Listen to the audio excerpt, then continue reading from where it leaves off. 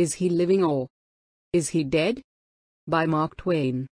The merit of many a great artist has never been acknowledged until after he was starved and dead. An illustration for the story Is He Living or Is He Dead? By the author Mark Twain. I was spending the month of March 1892 at Mentone, in the Riviera. At this retired spot one has all the advantages, privately, which are to be had publicly at Monte Carlo and Nice.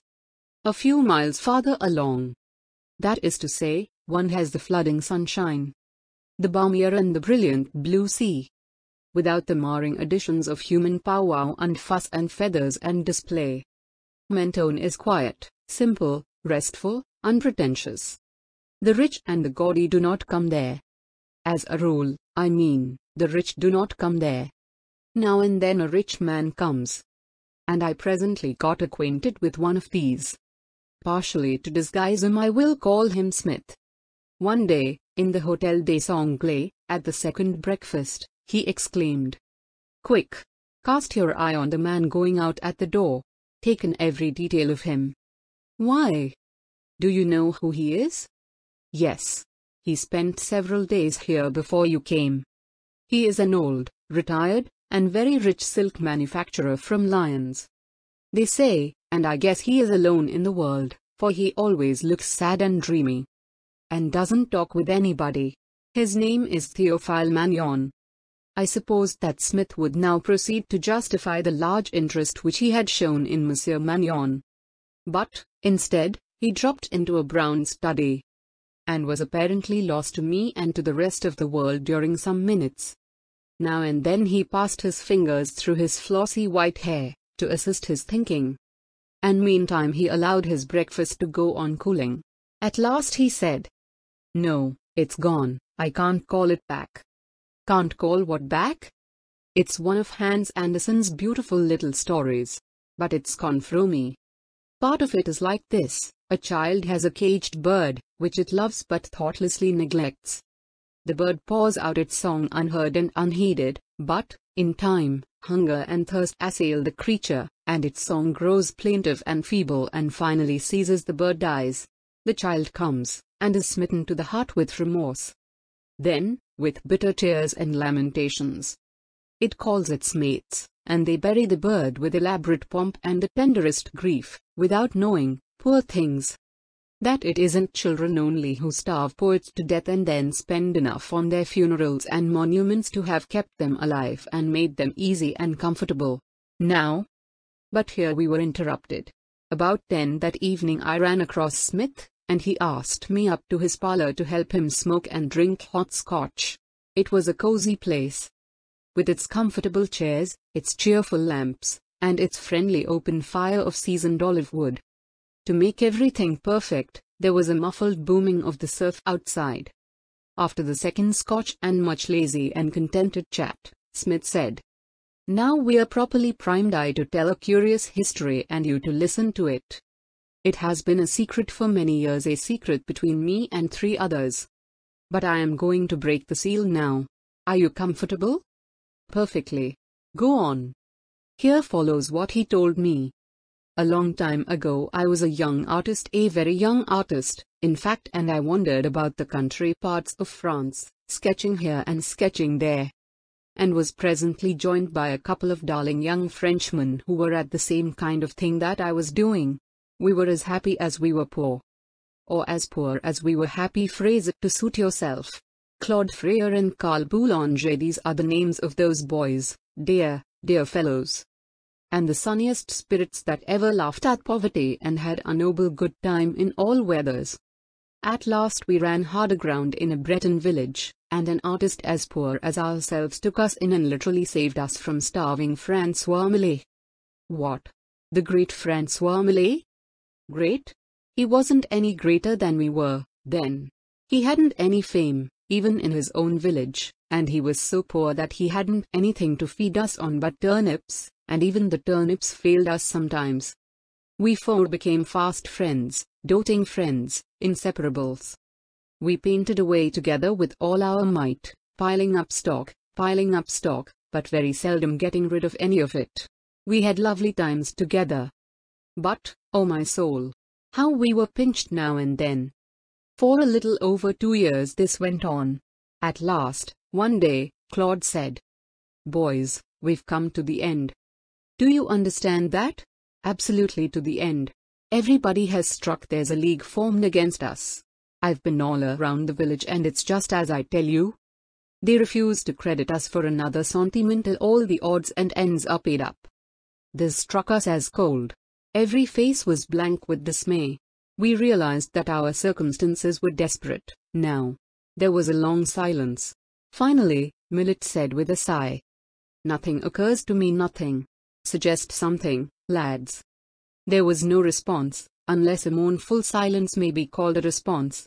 Carl got up, and walked nervously up and down a while, then said, "It's a shame.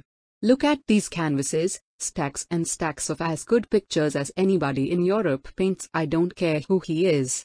Yes, and plenty of lounging strangers have said the same or nearly that, anyway." "But didn't buy," Millet said. "No matter, they said it, and it's true, too. Look at your Angelus there.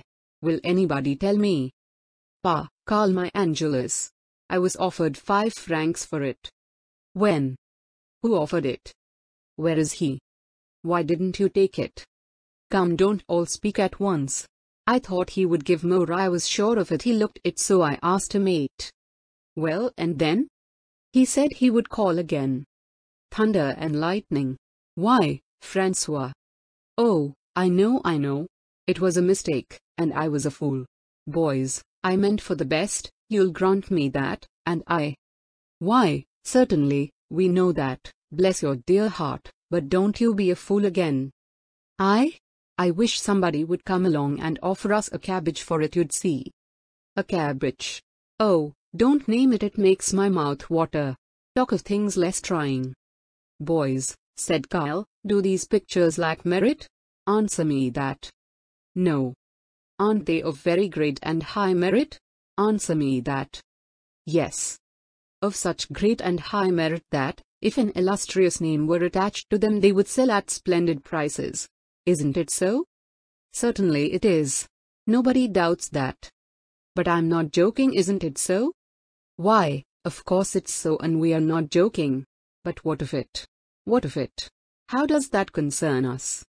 In this way, comrades, we'll attach an illustrious name to them." The lively conversation stopped. The faces were turned inquiringly upon Carl. What sort of riddle might this be? Where was an illustrious name to be borrowed? And who was to borrow it? Carl sat down, and said, "Now, I have a perfectly serious thing to propose. I think it is the only way to keep us out of the almshouse, and I believe it to be a perfectly sure way. I base this opinion upon certain multitudinous and long-established facts in human history. I believe my project will make us all rich." "Rich? You've lost your mind." "No, I haven't." "Yes, you have. You've lost your mind. What do you call rich?" 100,000 francs apiece." "He has lost his mind. I knew it." "Yes, he has. Kyle, privation has been too much for you, and Kyle, you want to take a pill and get right to bed. Bandage him first, bandage his head, and then— No, bandage his heels. His brains have been settling for weeks, I've noticed it." "Shut up," said Millet, with ostensible severity, "and let the boy have his say. Now, then, come out with your project, Carl. What is it?" "Well, then, by way of preamble, I will ask you to note this fact in human history, that the merit of many a great artist has never been acknowledged until after he was starved and dead. This has happened so often that I make bold to found a law upon it. This law, that the merit of every great unknown and neglected artist must and will be recognized, and his pictures climb to high prices after his death. My project is this: we must cast lots, one of us must die." The remark fell so calmly and so unexpectedly that we almost forgot to jump.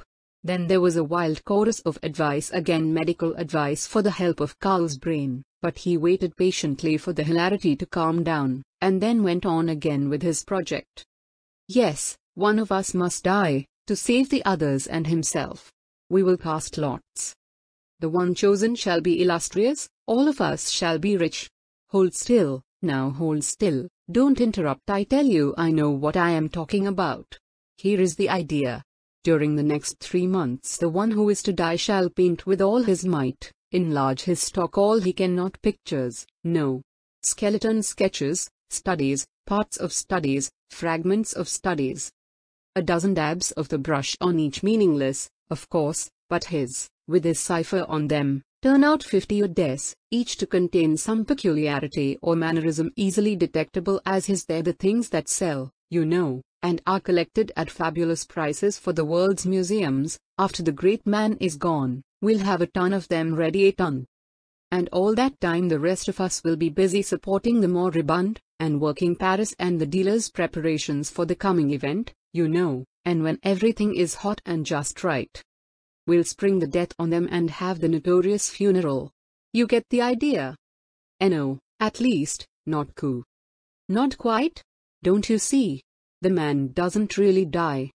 He changes his name and vanishes. We bury a dummy, and cry over it, with all the world to help. And But he wasn't allowed to finish. Everybody broke out into a rousing hurrah of applause, and all jumped up and capered about the room and fell on each other's necks in transports of gratitude and joy. For hours we talked over the great plan, without ever feeling hungry, and at last, when all the details had been arranged satisfactorily, we cast lots and Millet was elected to die, as we called it. Then we scraped together those things which one never parts with until he is betting them against future wealth, keepsake trinkets and such like, and these we pawned for enough to furnish us a frugal farewell supper and breakfast, and leave us a few francs over for travel, and a steak of turnips and such for Millet to live on for a few days. Next morning, early, the three of us cleared out, straightway after breakfast, on foot, of course. Each of us carried a dozen of Millet's small pictures, purposing to market them. Karl struck for Paris, where he would start the work of building up Millet's name against the coming great day. Claude and I were to separate, and scatter abroad over France. Now, it will surprise you to know what an easy and comfortable thing we had. I walked 2 days before I began business. Then I began to sketch a villa in the outskirts of a big town because I saw the proprietor standing on an upper veranda. He came down to look on. I thought he would. I worked swiftly, intending to keep him interested. Occasionally he fired off a little ejaculation of approbation, and by he spoke up with enthusiasm, and said I was a master. I put down my brush, reached into my satchel, fetched out a Millet, and pointed to the cipher in the corner. I said, proudly, "I suppose you recognize that? Well, he taught me. I should think I ought to know my trade." The man looked guiltily embarrassed, and was silent. I said sorrowfully, "You don't mean to intimate that you don't know the cipher of François Millet?" Of course he didn't know that cipher, but he was the gratefulest man you ever saw, just the same, for being let out of an uncomfortable place on such easy terms. He said, "No. Why, it is Millet's, sure enough. I don't know what I could have been thinking of. Of course I recognize it now." Next, he wanted to buy it, but I said that although I wasn't rich I wasn't that poor. However, at last, I let him have it for 800 francs. 800? Yes. Millet would have sold it for a pork chop. Yes, I got 800 francs for that little thing. I wish I could get it back for 80,000. But that time's gone by. I made a very nice picture of that man's house, and I wanted to offer it to him for 10 francs, but that wouldn't answer, seeing I was the pupil of such a master. So I sold it to him for 100. I sent the 800 francs straight to Millet from that town and struck out again next day. But I didn't walk, no. I rode.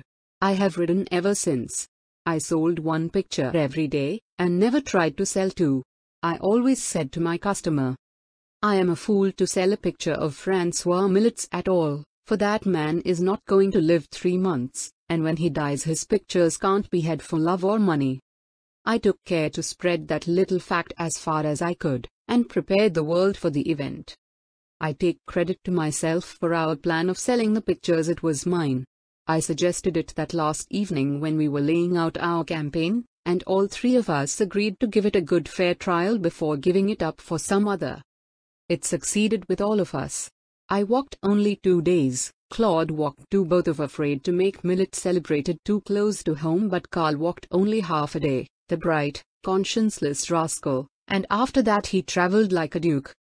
Every now and then we got in with the country editor and started an item around through the press, not an item announcing that a new painter had been discovered, but an item which let on that everybody knew Francois Millet.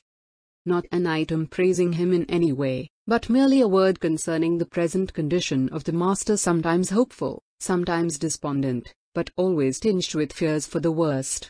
We always marked these paragraphs, and sent the papers to all the people who had bought pictures of us. Carl was soon in Paris and he worked things with a high hand. He made friends with the correspondents, and got Millet's condition reported to England and all over the continent, and America, and everywhere. At the end of 6 weeks from the start, we three met in Paris and called a halt, and stopped sending back to Millet for additional pictures. The boom was so high, and everything so ripe, that we saw that it would be a mistake not to strike now, right away, without waiting any longer. So we wrote Millet to go to bed and begin to waste away pretty fast, for we should like him to die in 10 days if he could get ready. Then we figured up and found that among us we had sold 85 small pictures and studies, and had 69,000 francs to show for it. Carl had made the last sale and the most brilliant one of all. He sold the Angelus for 2,200 francs. How we did glorify him! Not foreseeing that a day was coming by and by when France would struggle to own it and a stranger would capture it for 550,000, cash. We had a wind-up champagne supper that night, and next day Claude and I packed up and went off to nurse Millet through his last days and keep busybodies out of the house and send daily bulletins to Carl in Paris for publication in the papers of several continents for the information of a waiting world. The sad end came at last, and Carl was there in time to help in the final mournful rites. You remember that great funeral, and what a stir it made all over the globe, and how the illustrious of two worlds came to attend it and testify their sorrow. We four, still inseparable, carried the coffin, and would allow none to help. And we were right about that, because it hadn't anything in it but a wax figure. And any other coffin bearers would have found fault with the weight. Yes, we same old four, who had lovingly shared privation together in the old hard times now gone forever, carried the coff. Which four? We four, for Millet helped to carry his own coffin. In disguise, you know. Disguised as a distant relative. Astonishing. But true just the same. Well, you remember how the pictures went up. Money? We didn't know what to do with it. There's a man in Paris today who owns 70 Millet pictures. He paid us 2 million francs for them. And as for the bushels of sketches and studies which Millet shoveled out during the 6 weeks that we were on the road, well, it would astonish you to know the figure we sell them at nowadays, that is, when we consent to let one go. It is a wonderful history, perfectly wonderful. Yes, it amounts to that. Whatever became of Millet? Can you keep a secret? I can. Do you remember the man I called your attention to in the dining room today? That was Francois Millet. Great Scott. Yes. For once they didn't starve a genius to death and then put into other pockets the rewards he should have had himself. This songbird was not allowed to pipe out its heart unheard and then be paid with the cold pomp of a big funeral. We looked out for that. End of the story. Thank you.